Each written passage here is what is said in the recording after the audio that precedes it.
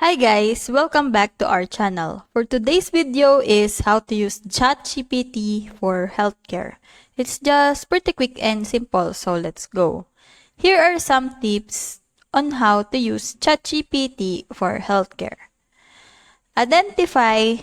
Start by identifying the healthcare topic you want to explore.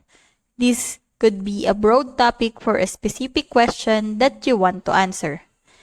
Enter the topic or questions into ChatGPT. Once you have identified the topic, enter it into ChatGPT's interface as prompt.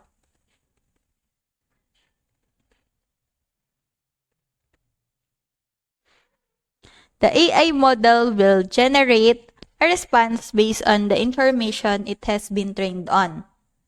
Review the response. Once ChatGPT generates a response, review it and determine whether it provides a helpful starting point for your healthcare topic. You may need to modify the response or ask a follow-up questions to get information you need. Use the response as a starting point. Use the response generated by ChatGPT as a starting point for your healthcare topic. You could use it as an introduction or a subheading or expand on the information provided in the response. Edit and customize the content.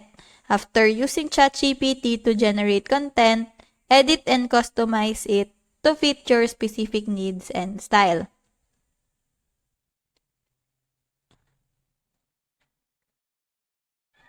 Add your own insights, examples, or research to make the content unique and valuable to your audience. Use ChatGPT for inspiration. If you're struggling to come up with ideas for healthcare content, use ChatGPT as a source of inspiration. Enter a broad topic and see what responses are generated. You may come up with the new angles or ideas that you hadn't considered before. Remember, ChatGPT is a tool that helps you generate healthcare content, but it's not a substitute for professional medical advice. Use it as a starting point, but always consult with a qualified healthcare professional to ensure the information you provide is accurate and helpful.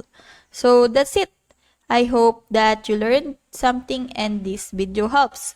If you have any questions or comments, kindly put it in the comment section below and make sure to subscribe and like to our channel. Thanks!